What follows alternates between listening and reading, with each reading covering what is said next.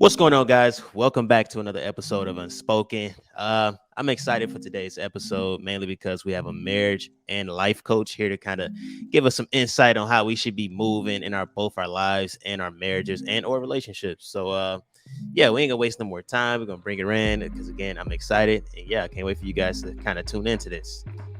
Hello. So, what's going on? Hello.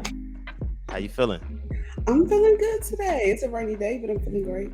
Yeah, it is pretty gloomy today, but just kind of give an intro to who you are, what you do, and. So, I'm a two-time author, Okay. life coach, and a marriage coach.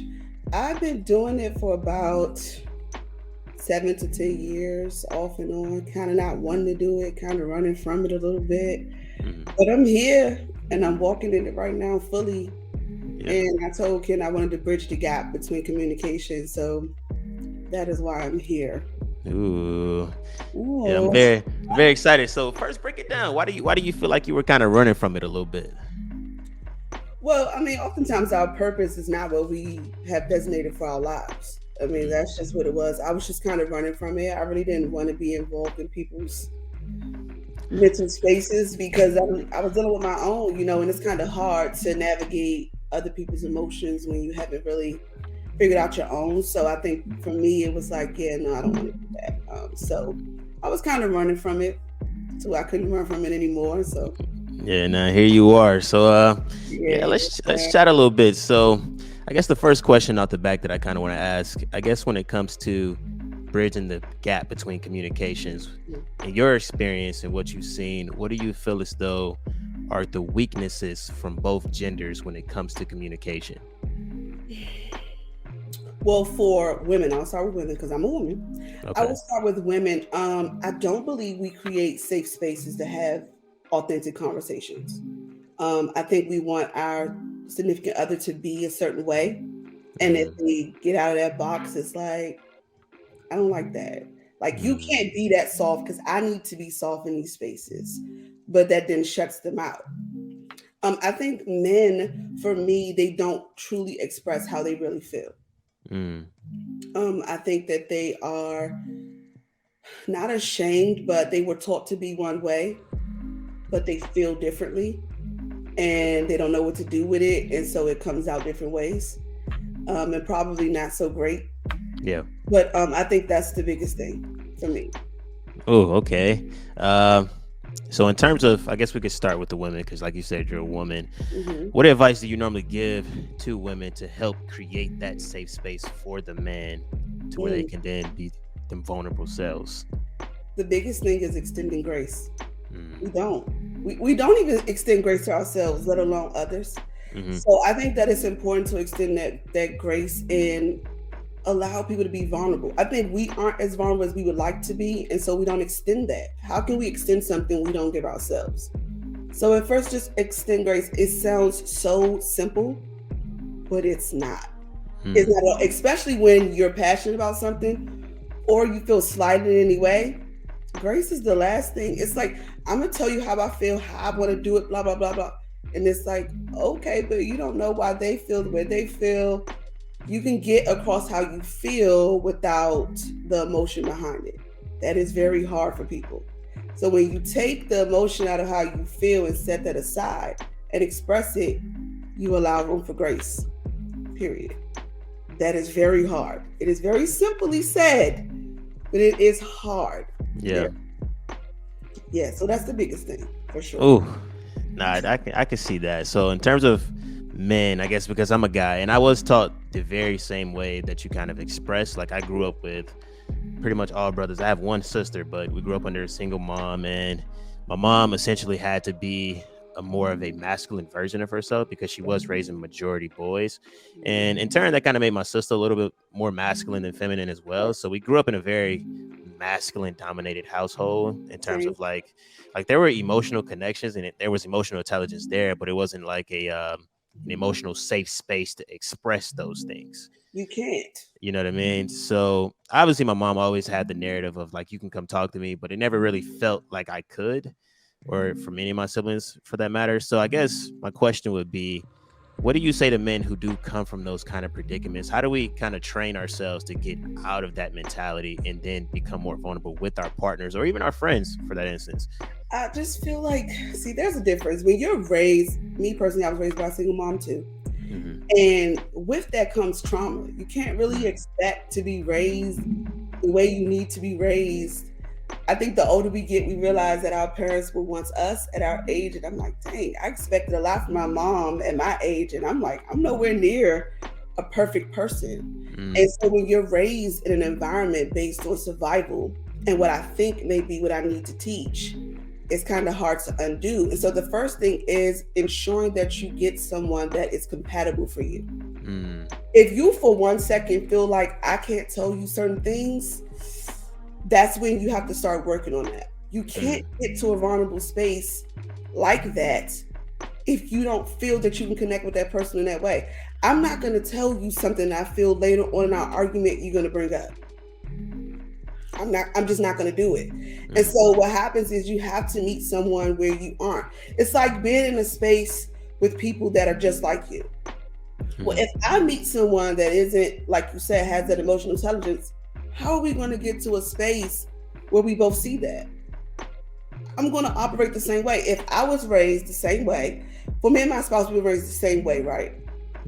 But we were raised in the same hood. The hood did different things for us, right? So the way I came out of that, the way he came out of that was completely different. So I can't expect him to communicate in the same way I will. You have to find someone that's emotionally ready to communicate on that level. If they aren't, you're not going to get there. You're going to be in circles. It is what it is. I mean, I hate to say that, but you just have to seek people for you. You can love a person, like really, really genuinely love them.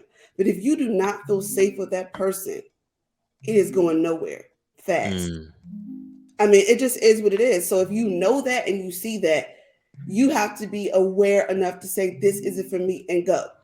Don't sit in a space with someone that you know is not going to be there for you the way that you need. And that's the trap. That's the trap that a lot of us feel. We get that idea of what I want, like, well, this is what I always wanted. Right, but you aren't whole there. Yeah. You know what I'm saying? Like, you aren't whole there. And you know that, but well, they look good. We have a good time. Yeah. But you aren't who you need to be.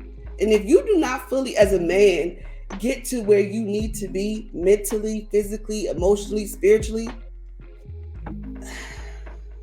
it's disaster. It is disaster.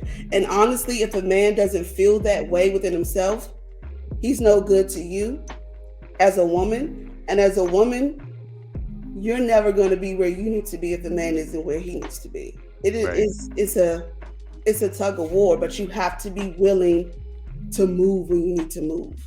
It is very important. And we don't. Yeah. We don't. It is what it is. We don't. You know, you come to counseling and you're like, well, fix this. Yeah. Yeah. It's a lot of work, and a lot of people don't. Right. They don't want to do that work. But like, oh, so you want me to get you to there? Because I always ask, well, where do you want this to end? When this is all done, what do you want out of it? Both people. And I'm like, oh, we got a lot of work to do. So let's start here. They're like, well, because we must start here. We have to break this all the way down. Yeah. Figure it out. You can't, it's not just a 1-2 step. Especially when you have years of communicating one way and you're trying to change it around and communicate differently. Ooh, it's tough. Yeah. And I've been there. That's why I know it's tough. But you must. So every situation is different. Yeah. But you just have to be willing to be vulnerable. You have to be willing to, and we are not willing to be vulnerable because we do not want to be hurt. Yeah. We don't. So if I open up myself to you, I am open, like an open wound. And I got to expect you to respect that. Yeah. And a lot of times people don't. So what that happens is we never going to open that up again. Being vulnerable, what? Right. That's a no for me. But can you truly find love if you aren't vulnerable? I definitely don't think so. No, For the obvious reasons. I but mean, that's how many people thrive in that area, though. yeah. And that's why we have so many surface relationships. Mm-hmm. I always say people can get fully naked, but they aren't naked. I can get fully naked with you, and I'm not naked with you at all. Yeah. But we do that. And we create relationships, we create children, we get married like that. And you, well, wait a minute. How are you getting married to someone that doesn't fully know you? Mm-hmm. It's like this, I always say it's a superhero complex. And that's the worst thing to have in a marriage or a relationship at any level. Because, like, how do I fully love a person that's in pretend? Mm-hmm. Pretend mode. How do you fully love a person who is saving everything? Mm-hmm. Everyone but themselves. That's what superheroes do. They save everyone but themselves. How do you fully love a person like that? That was deep. So just to kind of dive a little back into what you said in terms of like seeking out somebody who I guess is emotionally aware and emotionally ready for you. And I guess this is more so a question for, I guess it can kind of go both ways. Now, certain men, I guess me included, I've been there before, that we don't necessarily show that emotional side of us. Sometimes never at all. But it's also it doesn't come into the point where we're kind of really deep into the relationship. So I get when you mean, say, sometimes you just kind of have to leave, but sometimes it can be hard. I mean, as you would know. So how do you go about in the beginning of knowing somebody is emotionally ready for you, especially from a men's side when they never really show it to begin with? Mm-hmm.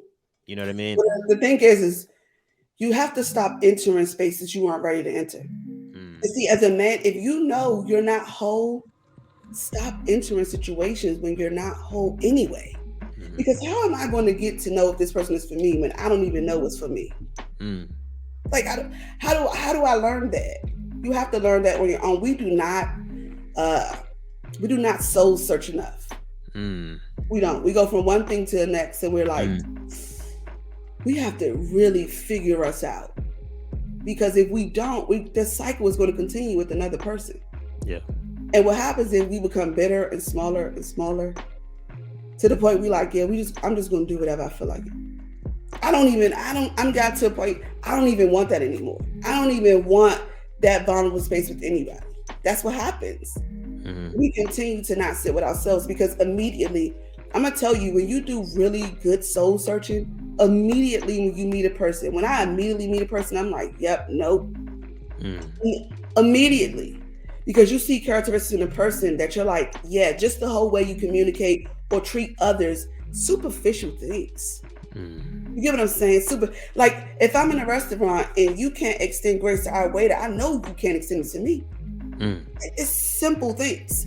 But when you realize that within yourself, you're like, no. Because I already know, like, no, you're not ready. Yeah.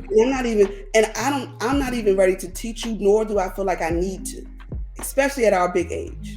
Yeah. Because you have to figure it out on your own. It's so self motivating, but then sometimes you can feel like you're in the world by yourself when you really, really figure yourself out. When you truly heal, it's like, man, you feel like everybody else just existed. And I'm like, well, where's mine's at? Could you put your hand up, please? Because I don't even know, like, yep, nope. It's very easy. But the problem is that we're so used to living in a superficial world and a superficial being, we present ourselves in a way we think people would like. It's true. No matter how authentic you want to be, you want to present yourself to be liked. It's unfortunate, but that's just the world that we live in. So once you get to that point that I'm going to present me and you either like it or you don't, the things that you see and the things that you discover in those spaces. So when you fully understand yourself, you'll know it's not hard. You don't got to get deep into it. You can see it. You just don't want to see it. Yeah. Because you like other things. So you're like, you know what? We can work on that. I ain't really like that, but let me give it another date because I'm not sure. But you already know. Yeah. You are sure. Yeah. And it's about being sure in yourself, doing the work within yourself. And That comes with relationships, friendships, Yep. environments. And once you learn so I'm gonna see y'all later. You already know this not your space. Yeah. It's not your people, this not your space. Even though a person that may be in this space is your people, I'm gonna have to catch you somewhere else. This ain't my vibe. Yeah. It's easy. So I definitely agree with that. And I tell people all the time, especially my friends, is that especially when it comes to dating, I have to like a person just as a person Period. before I even dive into anything else. Like I just have to see the way you treat other people, your family, your friends. Like you said, a waiter. It could be as little things like that because, like you said, if you're acting and moving a certain way that I don't agree with, then I don't necessarily see a way that this is even gonna work. And like you said, at our big age, I feel like after the first date, you know if you like somebody or not. Easily. I don't even feel like it is that difficult of a concept. Like I don't feel like there should be a second date as to be, oh, well, let me give him another chance. It's like, no. I'm a firm believer. It's like you showed me who you were the first time, and then first impressions are everything. You've already shown me. I see exactly the type of person you are. You know what? When we lie to ourselves a lot, it's nothing for us to lie about other people. Yeah. Right? Like when we lie to ourselves about not doing the work, it's easy for us to be like, that's okay. Because we lie to ourselves every day. We lie to ourselves like we ain't gotta fix that. We good. This is just how I am. I love when people say that. This is just who I am. I'm sorry, character flaw is a character flaw. Yeah. Fix yourself. Yeah. Heal. Like that's not you can't just move about and say this is how I am. Yeah. This is what it is. Like no, like if it's something you really want, you got to do better. And if you don't know that, especially, I say 25 and up, especially at that age, you should be dating for longevity. You shouldn't be dating to play around. Mm-hmm. And if you aren't ready to date for longevity, let that be known immediately. And I feel like we're also in an age where people they aren't honest. I would rather you be brutally honest. Please hurt my feelings. Please. Yep. So that there's no misunderstandings moving forward what it is. Because I know who I am. And this is not for me. Yep. You're going to waste your time. Absolutely. And I definitely agree with that concept, especially since I got out of my previous relationship and I did start to enter the dating scene. I started to notice that a lot even though I was dating just kind of like just to date, I started to realize that a lot of the women that I were dating for the longevity piece. And it obviously became unfair to them because I wasn't communicating that up front. And I started to have to realize, like, you know what, maybe I should take a step back and just stop playing with people, stop playing with people's emotions and feelings because it's not fair. I just need to take like you said, do some soul searching and figure out what it is that I really want in a person before just go diving into something just for the sake of doing it or just because it's fun or become a prisoner of the moment. And then I get myself into a situation that becomes emotionally unstable, becomes emotionally hurting someone, all of these different things. But I want to ask you another question. What do you think about in terms of the concept of love languages? Do you feel like they're important in the way that people communicate?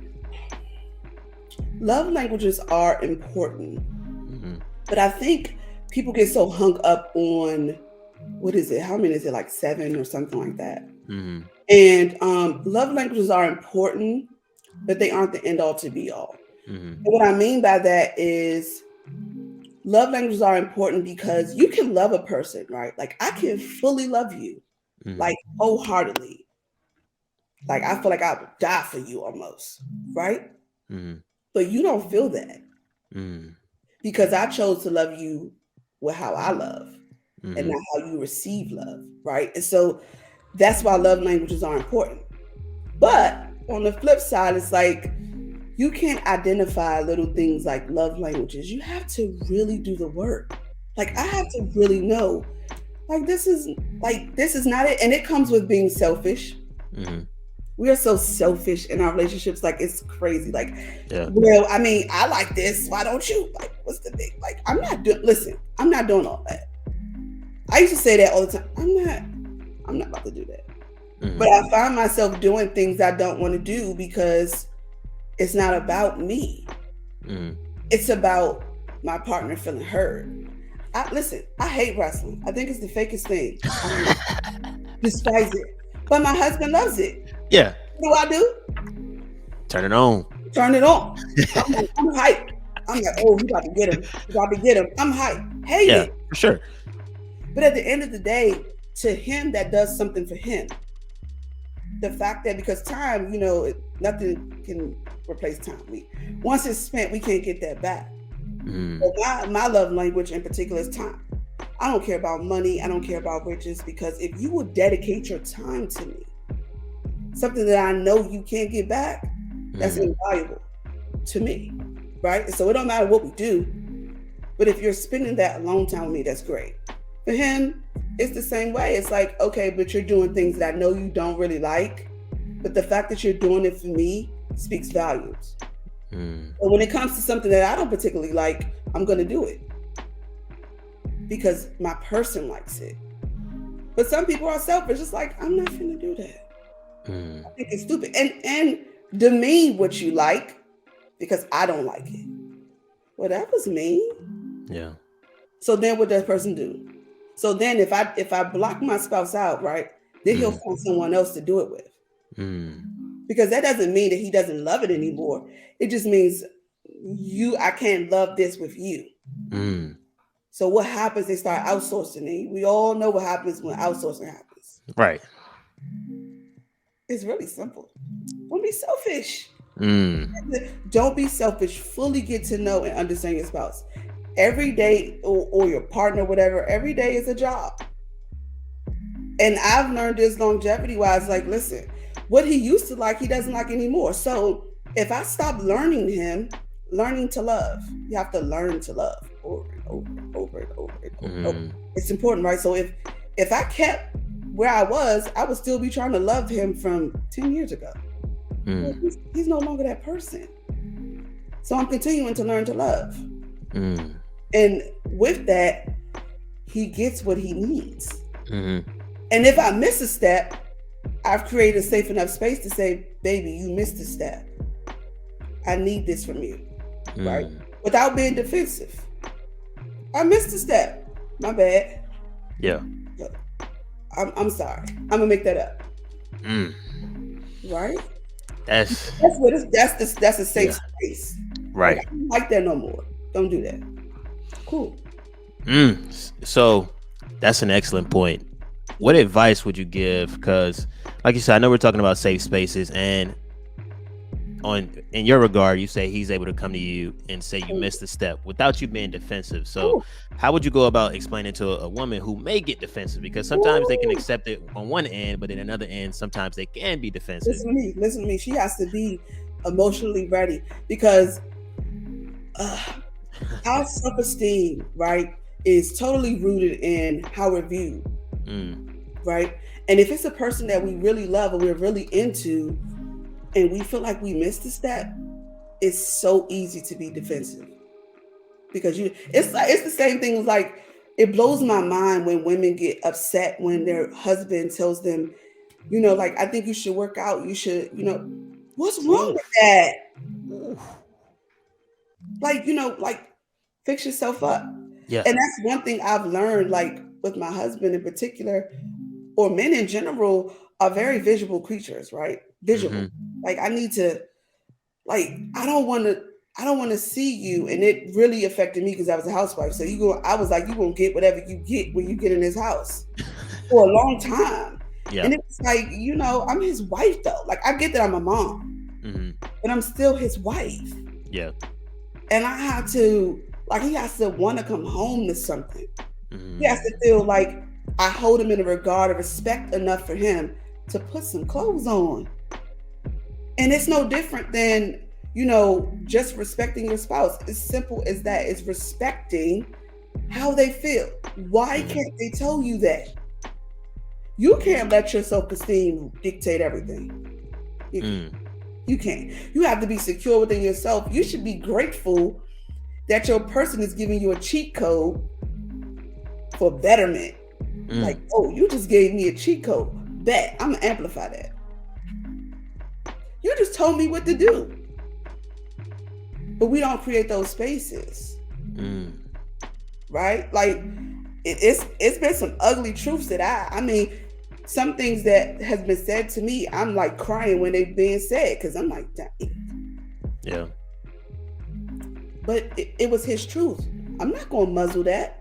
It's unfair. That's how he genuinely feels. Because Yeah. when I do that, I create pathways for him to go and express himself elsewhere. How you going to express yourself to your friends when you ain't with your friends? Mm. With me. But you haven't created a safe enough space for him to say it to you. So he's saying it to the fellas, which ain't gonna work. It ain't gonna Yeah. change nothing. I mean, they just gonna and that's gonna be it. But Right. it's not gonna change. You gonna still come back, right? Like it's like, what are we doing? Like by the time you go to the fellas, I need you to have that fixed. Yeah. You get what I'm saying? Like I need you to hold me in regard. I don't want that type of energy out in the universe about us. Oh no way. I can't have that. And I used to joke with my husband, like, you better talk to God about it first. Don't be going to go talk to nobody Right. outside what you got going on with me. You better talk about God. Ask him how I look, tell him, help her receive this, right? Don't go talking to nobody. They can't help that. So it's about being open and being honest enough with yourself to understand that people can experience you differently than what you think. People can experience you differently. It happens. Yeah. 10 people can meet me and they're gonna have different perspectives. Right. Of course. Be open to that. Yeah. Okay. It's fine. Especially with a person that you love. Yeah. And you get naked with. You gotta continue to get naked with. Right. That's it. Ooh. So I'm gonna ask two questions. One, what do you think is the best course of action for a man to present his truth? Like, for example, should he be a little bit more blunt with it, or should he, I guess, on the other hand, should he sugarcoat it, or should there be a healthy balance to where it's being said how it is, but at the same time, he's not going in with the intent to hurt feelings, but instead to inspire change? Because it's all about intent, right? Because when you're dealing with someone and their emotions and your emotions, it's important that you don't muzzle yourself. I've already stated that you speak your truth, but the way in which you speak it is important. Because I can say the same thing and you're going to perceive it differently just by my delivery. Delivery is important. Like I can say, like babe, you get on my nerves when you like blah blah blah blah blah, and I be like, babe, like that affected me. Like I didn't really like how that made me feel in that moment. Such. Oh, I'm gonna turn me down a little bit. I want to hear that one, right? I'm gonna close this and I'm gonna turn this up because now I'm not defensive. I'm listening. It allows me to listen thoroughly. Like, oh, okay, and then I can ask the question. Well, like, why did you feel like that? And that's another thing about speaking your truth. You have to be willing to have open dialogue. You can't just drop the mic. A lot of us feel like we can just say what we need to say and drop the mic, but it don't work that way.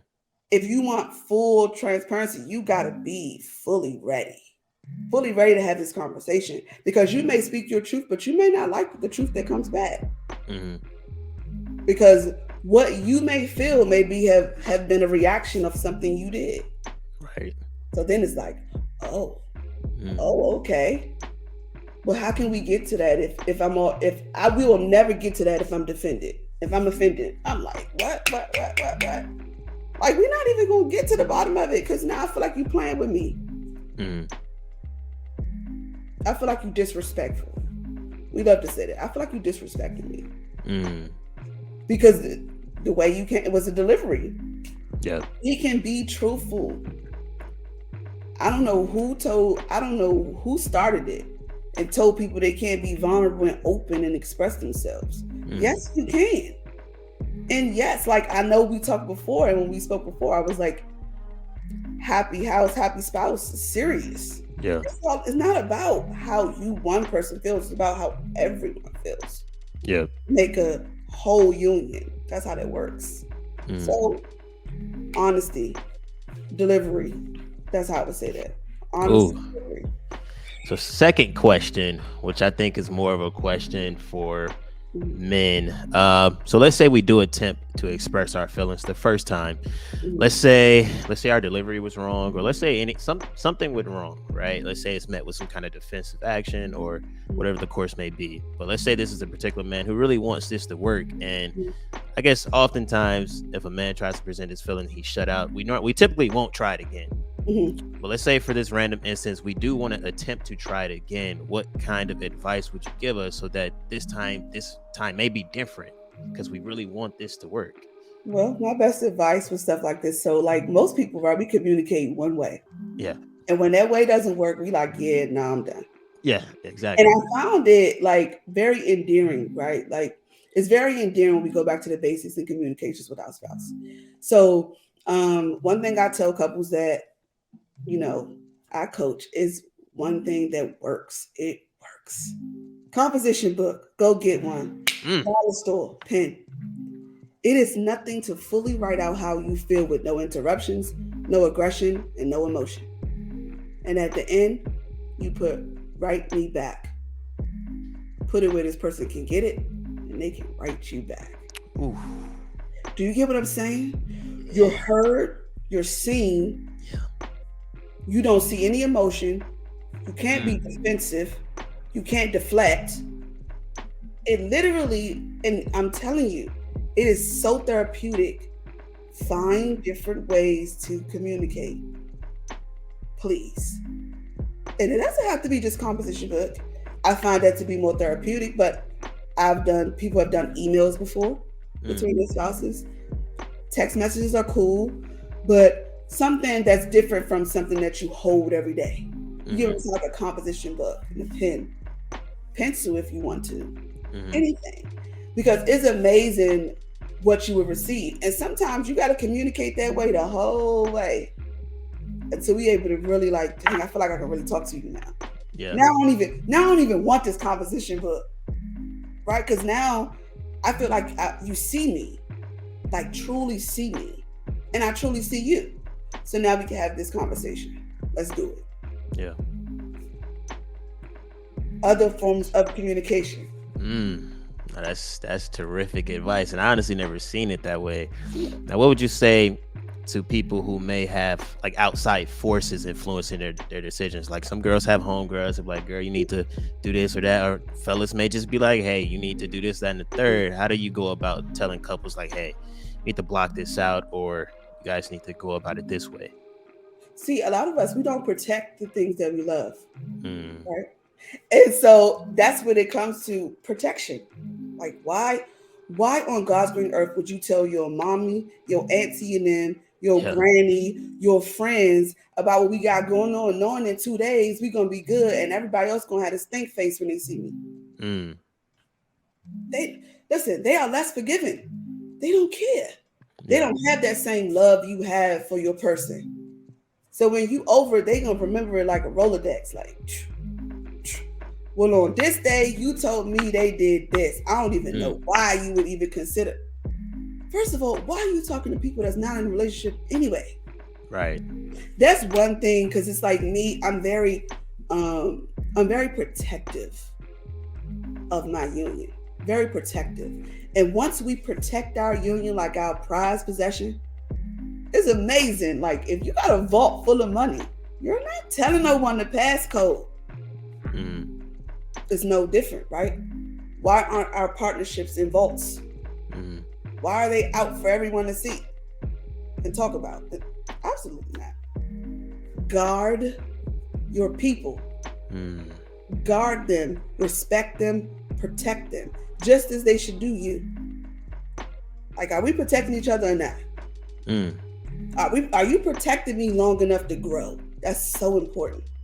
Protect me while I grow. That's just like if you got a flower growing and you got rabbits coming into your garden, what you do? You put up fences, you put up nets, you protect it while it grows. I cannot fully be myself if you're not even gonna protect me, bro. Like, protect me. I'm growing still. Let me grow in protection. That's it. Simple. It's a phenomenal answer. And I think, I know a number of people, me included, I'm definitely guilty of that, of kind of outsourcing the advice and whatnot, trying to, especially, feeling as though I can't go and talk to someone about it. I go and ask my friend, like, hey, this, and that, the third happened, what you think I should do about it? And oftentimes what I see now and what I tell people is that my friend's advice is not going to necessarily be a reflection of what I want to do or how I feel. Nope. right? Which is why it makes it so bad because Their they're gonna advice is due to their traumas and their life experiences. exactly. So it's like the advice I may get, it's not gonna be for me, Yeah. even though I may try to follow it, and then in the end, I start to realize that, Yeah. damn, I don't want to do this. Like I don't feel Mhm. this way that he told me I should feel, or the advice he's giving me isn't tailored to what I may want to do. So I definitely agree with protecting everything in house. And I love the composition notebook idea, and I think that's a phenomenal idea because it does eliminate the especially when it comes to men having to do that face-to-face Oh my emotional God. interaction, because I feel like that's where Woo. that's our weakest standpoint. we're Hard. yeah, You we're like straight terrible up at that. face change. You like, oh no, I'm not. Yeah, I'm pulling exactly. back. I'm not even gonna say what I want to say. Like, because even for me, it's like if I do try to have an emotional conversation, it only takes one tear for me to be like, oh shit, like I Yeah, said the wrong thing. hands Like, off. You're like, yeah, like I'm not gonna do that. Yeah, it, easy. you know what I mean? So we do go into that bubble where, for like I said, for men, we want emotional conversations to not have emotions, and that's the hardest part for us because, like I said, it only takes one, like you said, a face change to where I feel like, damn, I said something wrong, and when in reality, I may just be saying how I feel, but I start to feel bad, like, damn, maybe I shouldn't have said that. So Well, no, I mean you can't. But see, the thing is also, I get that, but you can't live in a space where you're in fear of reactions. mm, I can't. I can't be. I can't hold your emotions in that high of regard and dismiss mine. mhm, Because once I dismiss myself, I'm not happy either. yeah, Like I can't not speak how I want to speak based upon how you're gonna receive it. Like, and even if, like, I have been in situations where I'm having a full conversation and I'm being honest and transparent, and I can tell by your emotion that your receiving is different than the way I need it to be received. And it's nothing wrong with stopping mid, like, boom. Okay, how are you feeling right now? mm, It's so easy to do. You don't have to stop what you're doing completely, but you can put a pin in it and say, like, why are you upset? Like, express that to me. Why are you feeling the way that you're feeling? So that I can then tell you, well, that's not the space in which I'm delivering this. I want you to learn this from this. It's all about thorough communication, like yeah, literally thorough. And you can say, like, shit, can we proceed? Like, are we on the same page? Like, okay, cool. But don't just completely stop. yeah, We can put a pin in it yeah, so we can both understand this emotion. But I'm not gonna stop speaking my truth. I refuse to be muzzled. I refuse. Life is too short. I'm not living muzzled for nobody ever. I've did that long enough. yeah, Absolutely not. yeah. And I definitely get that, and I can see how that could be beneficial for sure, because I guess, especially like I said, from the perspective of a man, a lot of times when we do get into like those emotional conversations, a lot of the times we have a lot of stuff that's already been bottled up. Mm-hmm. So we can, I guess, in a sense, come off as like it's attack mode because we're probably going to list a million things that we've already been feeling. Yeah. So we're going to go off a list. So I can't see how a woman could possibly get defensive because we're going to rattle off 4, 5, 6, 7, 8 different things that we've You're just been rattling off bottling up. but you know why you're rattling off though? You're rattling off because when you felt those things, you didn't feel safe enough to express them. Yep. You get what I'm saying? And to the point, you're fed up now, so it's coming out crazy. Yeah. Like it's coming out like Spitfire because now I'm in my tippy top. Now you didn't push my button now. Now I can no longer swallow this. I'm fed up. So it's coming out. I can't swallow, I'm choking, and it's coming out like vomit. And guess who it's gonna get on? You. Yeah. It is what it is. And so, like, listen, bottom line, look, I want to be able to communicate this with you. And I don't want you to feel any kind of way. And if you do feel some type of way, let me know why you feel that way. Please. So that we can move forward. And that safe place is not overnight. It takes work, but it takes work of two people. And if I feel like I'm trying to create this space by myself, and every time you feel some type of way, we're never gonna get nowhere. Yeah. I can't live in this space like that because I'm gonna say what I need to say. Yeah. I have to. Because I got too much going on. I can't keep that bottle in, because then I'm gonna be bitter. And then the little thing that you're gonna feel like it's nothing that I blew up on, you'll be like, why? Like it's not that deep. And it probably wasn't. But because I'm fed up, it is. Yeah. Like it is that deep. Yeah, it's deep now. It is what it is. But it's like, we have to be honest with ourselves and say, you know what? Am I even creating a safe? I want a safe place, but am I even creating that? Can they tell me something like that? Like truly. Like, would I feel less of a man if they said this? Would I feel less of a woman if they said this? But you got to check yourself. That's a self issue. That has nothing to do with the relationship. Yeah. We sometimes merge relationships feelings into self feelings, and then it's two different things. Yeah, like you got to keep that over there. Yeah. You got to work on that by yourself. It got nothing to do with me. Yeah. Like, if I tell you something like about the way you dress, so I don't really like that, and you take that like me beating you down, or I'm telling you your self-esteem up, well, wait a minute. That's not what I said. So if you feel that way about yourself, you got to work on yourself over there, because that has nothing to do with me. I'm simply just stating how I feel about how you're moving right now. Like, is there something going on? Do we need to talk? Like, what's that? Because you're a representation to me. Like, I don't care. Once we're in a relationship, when you go outside, you represent me. Yeah. Like, I don't care if you don't feel that way. You are. So I'm asking you, nicely. I don't care what you do when you're in the house if that's the case. But when you go out, just, look halfway decent. You ain't got to put a full face of makeup or nothing on with us. Yeah. Yeah. Don't look like you rolled out of bed. It's all I'm asking. And if you get offended by that, you got to work on yourself. Yeah. Like, for real. But, we want to be offended. Oh my God, the climate that we're living in, everybody's offended about everything. Yeah, everything. Oh my God. Everything. I'm like, oh wow, okay. I look at stuff and I'll be like, that upset you? Really? Okay, cool. Yeah. And you already know immediately, like, yeah, can't nobody talk to you. You crazy. Like, no, you crazy. I know can't nobody have no real conversation with you. Yeah. Right. And so it's all about creating what you want out of life. When you're healed, you know what you want. You seek that, you find that, you protect that, and you grow in that. Because we don't grow fully until we are matched with a person that helps us.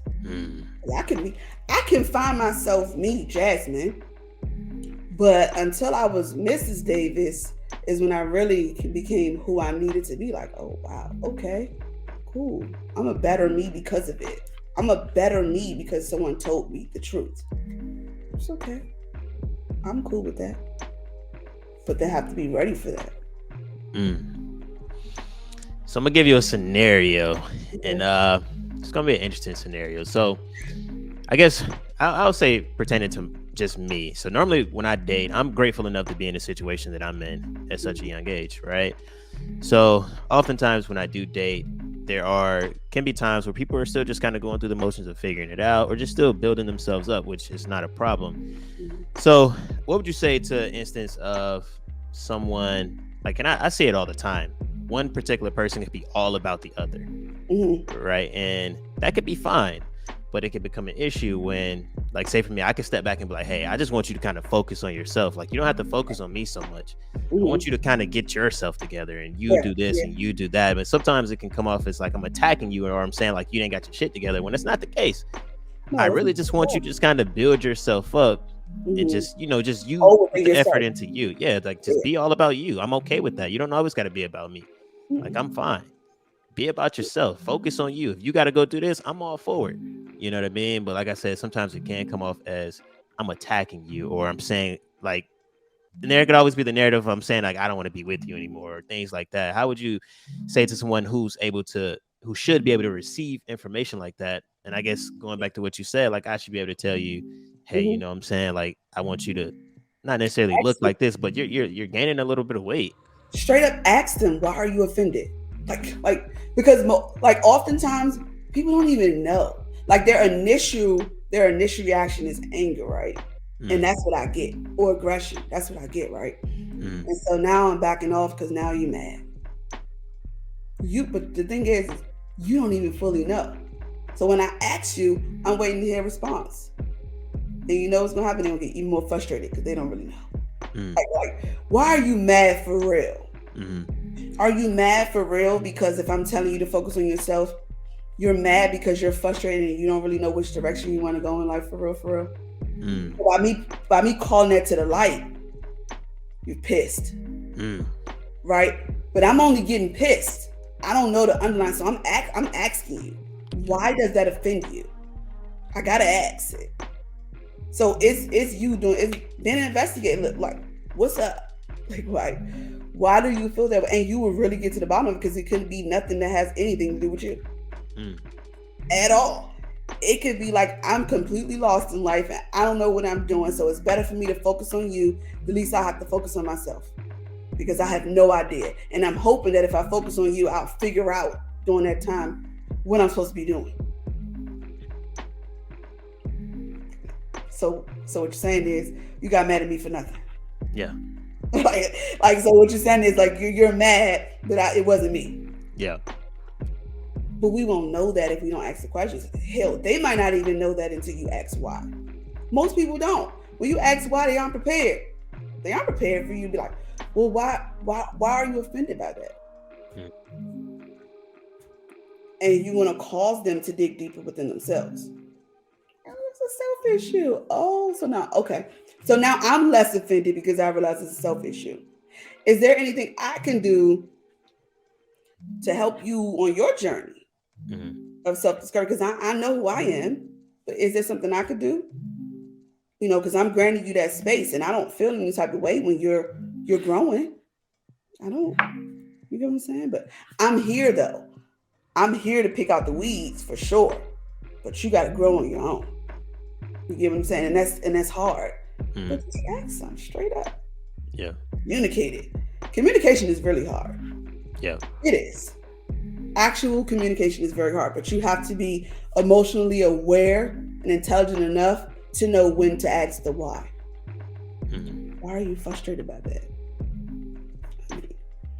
Because I don't want you to fully focus on me, because once you do that, you're going to lose yourself and then you're going to resent me.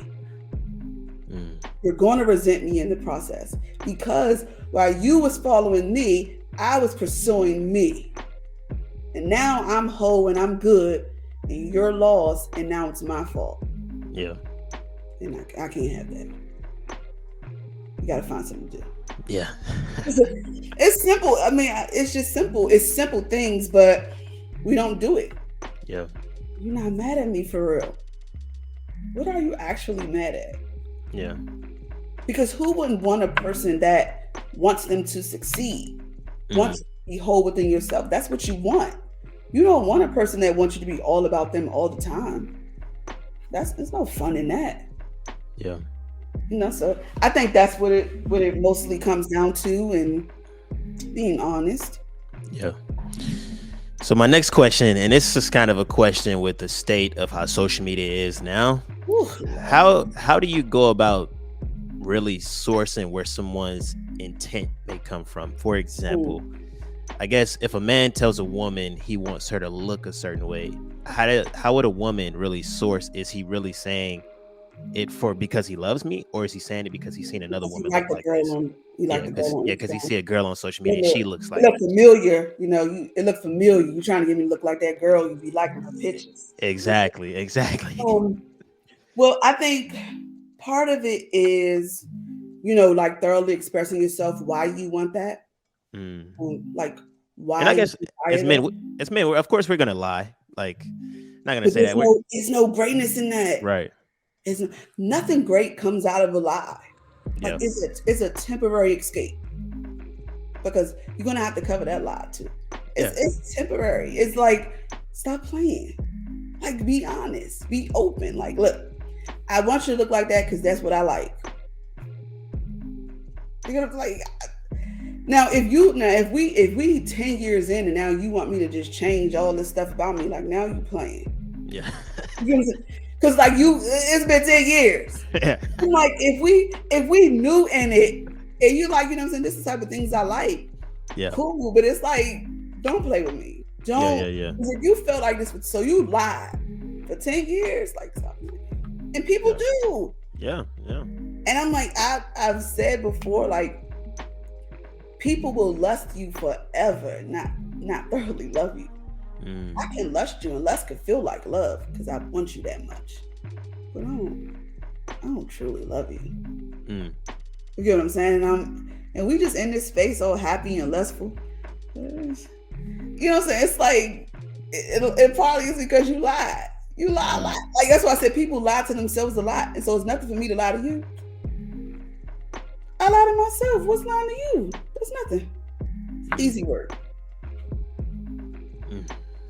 That's great. Do you feel as though social media has kind of altered the way people view relationships nowadays? Yeah. I'm so sick of social media. Like social media drives me crazy, especially when it comes to relationships. Like Yeah. every day, being a relationship coach and a life coach, every day social media drains me. I'm like, bro, I'm about to get off the networks. Like Yeah. 50-50. Women bring this to the table. I'm like, bro, I get so tired of hearing this stuff. It's like, it's crazy because it's like, well, I ain't my grandma. I ain't about to do this. I'm like, what? Like, it's like so crazy, but it's like, this is just the world we live in. Mm. And if you're living in a fantasy world, which is social media, I cannot provide that for you because social media is not real. It's not. People present what they want you to see. Yeah. People are least likely going to be authentic on social media. I need to really get in here. Like, I really want to know where you're coming from. Because, like, if you really genuinely feel this way, why? Is it because this is what everyone feels? Or you genuinely had life experiences that pushed you to this spot? And oftentimes, it's the way the tide is going. I just feel like that's what it is. I just feel like because this is the life we live in, this is what we're doing right now. You know, relationships aren't what they used to be. Well, who lied? Yes, they are. Y'all want to change them so badly. And most times when people want to change, it's because they don't want to do the work. Yep. The real work. All this 50-50, all those conversations are superficial conversations. Yeah. Why? Because if you authentically love a person, that does not matter. It just doesn't. And so I'm like, we talking about 50-50. And I'll be sitting there, I'll be scrunching my eyes, my head start hurting. I'll be like, yeah, I'm turning off this podcast. Yeah. Right. I want to call in so bad. But I'm like, I'm never gonna be able to connect with people in that way because I'm gonna be met with aggression. And it's like, I don't really have the energy for that. And so I'm like, yeah, nah, I'm cool. And I also realize what I do, I only want people that God sends me. Because those are the people that's going to hear me. I can't dibble and dabble in places that weren't for me. So I know that. And so it's like, yeah, nah, no, I'm good. I say nothing. I just yeah. That's interesting. I don't know what to do with that. But social media has definitely changed the climate of relationships. And I spoke about that I have a whole chapter actually dedicated to social media and relationships. And oh my gosh. Like social media is a fun place. I mean, it's a double edged. I mean, like you can get so much from it. Yeah. Can change your life. Really. And it can change your life. Like negatively. Like it can do both. It is a very powerful tool, but we don't use it in the way that we should. And oftentimes it's used in bad ways. And so, you know, I hate that social media dictates a lot, and especially relationships now. Everybody want to be seen and always for the wrong reasons. And now you in front of me. Yeah. And you're trying to break down what you liked on social media. Yeah. Like, and I'm like, oh, we here. Okay. Yeah, here we go. go. Like, you know, so let's talk about it. Like, you know, it's I always ask the question, like, if your spouse feels a way about you liking the picture, I more so want to know what you liked about it. Yeah. Like, I want to know, like, because if you're liking it, what did you like about it? And it's like social media has made marriages a joke. Like Marriages are the laughing stock of like social media, new Yep. age world, and I'm just sitting here in my marriage happy, and I'm like, wow, people saying to me, like people saying this don't exist, and I'm like, well, I'm here. Hey, hello. But Yeah, I know yeah. a lot of other people that's here, like, so it's like, really? Okay, cool. I respect it. Like like most people don't even want to get married. And honestly, I can't blame them because people play a lot. Like Yep. a lot. And Yep. we see that all the time, these false prophets and all relationship experts, and Ooh. I'll be like, Yeah, yeah, no, yeah. bro. Like, I look at them and immediately I already know what type of person. I'm like, yeah, no, they ain't no relationship. And it is crazy because if it's years later, it always comes out, and I'm like, yeah, I already knew it was a joke from the beginning. No, for sure. Like for sure. Like, and they have a whole following, and people are devastated. And it's like, you really just take in everything. You don't even go and ask nobody. You don't ask God or nothing. You just take in outside information, and you just supposed to, and that's just what it is. Crazy. I just So wow. I'm glad that you said that because there is, especially in nowadays, Mm. there's a trend of over masculine men or these Ooh. alpha men who have these different podcasts and these different shows, and they're essentially trying to teach men that if I'm a part of the 1%, Mm. my woman should be 100% submissive to me. Yeah, They even go as far as teaching as I should be able to have multiple women, but my woman, she can't go out and date. She can't do that's this. She's supposed to crazy. be number one to me, and that's it. Crazy. She can't go on girls trips, but I can go on guys trips. Wow.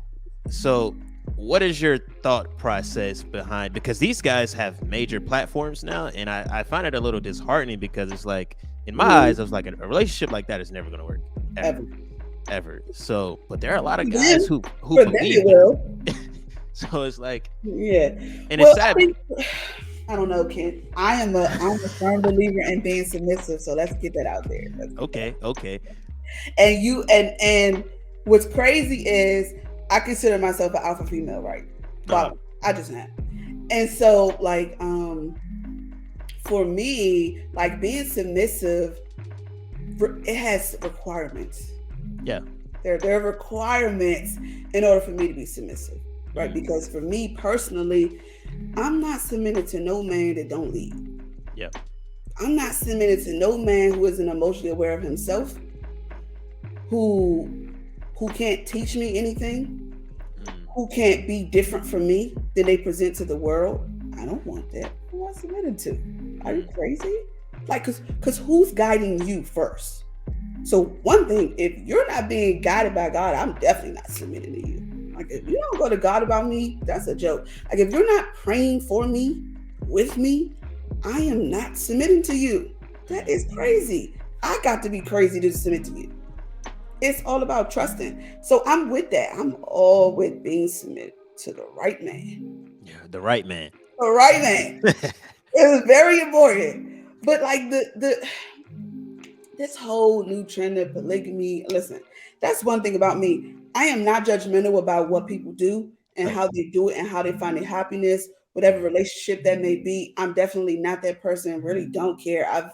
I've dealt with honestly all different kinds and forms of relationships. Women, men and men. I don't care nothing about that because at the end of the day, it's all about the same thing, communication and how we relate to each other. Mm. But it's like it throws me off when you don't meet the requirements of your own requirements. Mm. Like, wait a minute. So you can move crazy, Yeah. but I can't. So Mm. all right.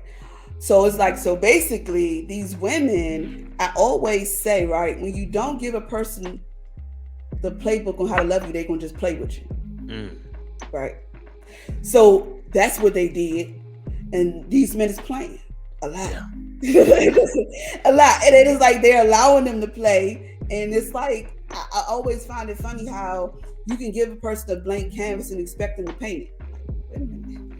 Like I'm giving somebody my blank canvas to paint for me. Like, what? Like, man, like that's crazy. Like I just find that crazy.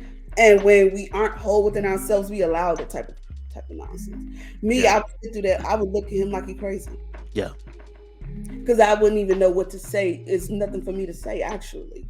Because I already know I'm not the woman for you, so I'm gonna go ahead and peace out. Because you Get on a me out of different there. path, like yeah, you on a whole different life path. So I don't even know what to do with that. So it ain't really no dialogue that we can have. Yeah. I mean, not nothing worth having. Because the minute I do that with you, I'm not gonna get back. So it's a no for me personally. But I Yeah. Yeah. mean, and that's why I'm like, I won't even engage certain things because I can't get this time back. Oh no, man, I can't do that. Yeah.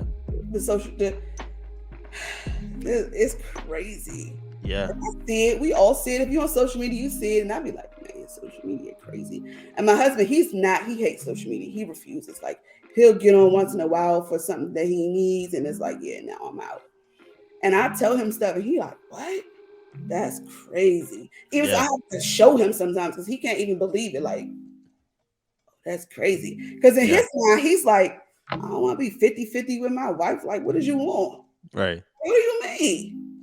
Because in his mind, he doesn't operate in those realms, so he's completely thrown off. Like, why are we even talking about that? Yeah. Because relationships, as we all know, can't be 50-50. It's impossible. Yeah. Because sometimes I might be 80 and my husband might be 20, and we're gonna make that work, right? Yeah. Because that's how life works. He's not gonna always be the percentage that he needs to be. That's why you haven't made. Yeah. So the 50-50 always throws me off. Because how does that actually work? Yeah. Nothing can actually be 50-50 when I bear children. So let's first state that. It's no way for it to be 50-50 when you can't do the same things that I can do and vice versa. I respect the man for his space and what he can do. Right. And how he can provide in the way he sees life. And I also can't do that. Mm-hmm. So how we 50-50 in that? I don't understand. Yeah. It's crazy.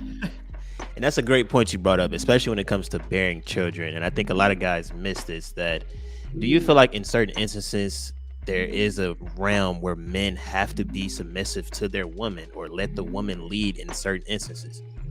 I don't think that men should be submissive to women.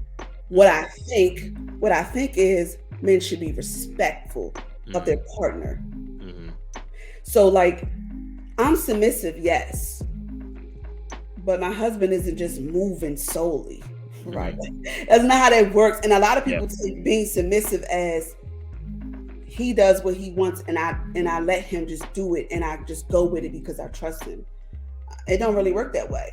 But also as a man, you have to be responsible enough to know that, you know what, I need more insight, and I know, and I respect my wife enough to get that insight. Like, babe, what you think about this? Because like, you get what I'm saying? Yeah. And it's not about being submissive, but also respecting what you have. Respecting your tools. That's just like, what was that talk show where you could phone a friend? That's called respecting what you have. You have those sources, use them. My spouse says, you know what, let me call you, because like, what you think about that? I was thinking this. I see why you think that way. So you think we should do that? Yeah, I agree. All right, bye. He doesn't. That's not him being submissive. That's him respecting he has a partner. Yeah. You know, and bottom line, no, I do not think a man should be submissive. That's crazy. Oof. I think that he should respect his partner, though. For sure. Yeah. For sure. Yeah. I think that's like the concept that a lot of these new era alpha men are missing. I think they're looking at it by themselves, and I don't know why they just not in a relationship by themselves. Yeah, I completely agree with that. I don't feel as though they needed a platform to tell anybody what to do when it turns to relationships. It's ridiculous. They look, it's sad because they look at relationships as a dictatorship rather than a partnership. And a partnership is very valuable because, again, you're partners. You have to agree on certain things. You have to come together on certain things. Like you said, I like the idea of that. Sometimes, you know, you may be 80% and your husband may be 20%. And I won't look at him any less. Yeah. That's the important part. Major key. That's a major key. Like some women do not like a man that's vulnerable, and that's those women that get caught in bad boy situations, but they want a sweet guy. Like, ooh, baby, that don't mix. Like, you let your man. You are still a man. Yeah. If you can't, like, you are better than. Because I remind my husband a lot often I tell him, even when I don't see him present it, I tell him often, you are more than a provider. I need you more for what you can bring in this house. I need you more for just being a man and a strong person in the house. I need your emotional awareness. I need your backing. I need your peace. Like, I need that. Because if a man only feels like they're one thing, like, how, like, you know what I'm saying? Like, what? Crazy. You have to respect them wholly for who they are and what they bring. So when they aren't presenting those things, you got to pick that up because you know what they can do. And you don't kick them while they only at 20. That's crazy. Because lo and behold, when you get to 20, and you will, because life be lifing. Yeah. You're going to want him to have that 80%. And so just be respectful. Like, watch your mouth. Like, that's why I'm like, I told you, I protect mine like a vault. Yeah. I take quick. And no one is exempt from that protection. No pastor, no mama. I tell my mother, quick, watch your mouth. Yeah. Don't do that. Don't speak. You can't speak on him, baby. Don't nobody speak on that one but me. Yeah. And that's what it is. That's called protection. That's my fault. You can't. I work too hard to build this, to let somebody talk and put their mouth on it. Are you crazy? Absolutely not. So, now that's a word. And I think for me, I definitely realized that being a provider wasn't enough. So for example, I didn't meet my dad for the first time until I was about 25, 26, somewhere around there. And we had a conversation, or we had met up in person. I have a twin as well. So we met up, we had the conversation, and one of his main, I guess I call it a selling point, because he was definitely trying to sell me on the idea of him being there in some kind of way, was that he paid child support for 18 years faithfully. And I looked at him, I was just like, one, it's dumb of you to pay child support for 18 years and not be there. That's the dumbest thing I've ever heard. Wow. Yeah, that just didn't. If anything, that made you look, that hurt your argument more than anything. Because it's that you were aware of us. You even paid the child support and you just chose not to be there. So it made me realize that there was no amount. You could have put us in a mansion, and I still would look at you the exact same way that I look at you. I know you. Yeah, like you're a stranger. You're a stranger. Like, legitimately, if you died today and I see you in the casket, I'm be like, oh, bro. Oh, yeah. You sad you gone, but like, bro, who are you? Like, you know, like, and it's true, because I don't speak to my dad, daddy issues, whatever you want to call it. But it is like, you really felt like, so you really moved about this world and you didn't have no care to know what's going on with your kid. Like as a man, you thought that was enough because you had to pay something out your check. Sir, like, what? Be for real. If you're going to be anything, be for real, please. But they really do feel that that's enough. And it's like, it's not. It's never going to be enough. And the honesty is what you're supposed to do. Yeah. You don't get a pat on the back for doing what you're supposed to do. You're supposed to take care of the life that you did what you did to get here. Simple. Yeah. And that goes back to another point that you made, is that time is invaluable. It's something you can never get back. Like, money comes and goes. Yes, it's going to fluctuate. It's a roller coaster. It could be a number of things, but everything, gifts fades, beauty fades, all that. All of that. Yeah, it's something you just can never get back. Like, I'm never going to be able to go back and be 18. I'm never going to go back to be 12. No matter how much I would love to. I never will. So, I'm grateful for the time that I've been able to have, and it's very valuable. So I like that point. But yeah, I mean, I guess the father thing is like another conversation, because that's a whole that's a whole nother hour. Yeah. Like, for real, because like it's serious. And you know what's crazy is that we don't realize how much our childhoods dictate how we really move.